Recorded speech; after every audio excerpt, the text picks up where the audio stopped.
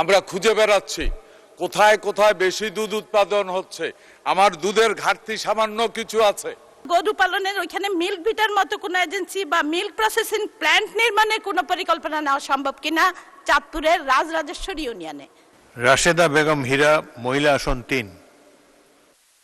আপনাকে ধন্যবাদ।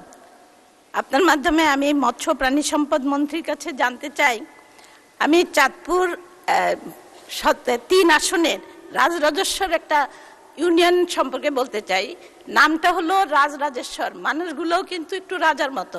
প্রচণ্ড নদী ভাঙ্গনের কবলে পড়েও তারা নিজেদের এলাকা ছেড়ে যেতে চায় না। এক জায়গায় ভাঙলে আরেক জায়গায় গিয়ে ঘর তোলে তারা, ওইভাবে তারা বসবাস করে। তা আমি সেখানে দেখেছি তারা যদিও নদী ভাঙ্গা এবং প্রচুর পানির ভিতরে আছে, কিন্তু আসলে সুন্দর ভালো পানি ফসল উৎপাদনের জন্য তাদের পানির ব্যবস্থা নাই। সেজন্য সেখানে প্রচুর গরু উৎপাদন করে এবং প্রচুর দুগ্ধ উৎপাদন করে। চাঁদপুরে প্রায় প্রতিটা ঈদে রাজরাজেশ্বরের গরু দিয়ে কোরবানি হয়।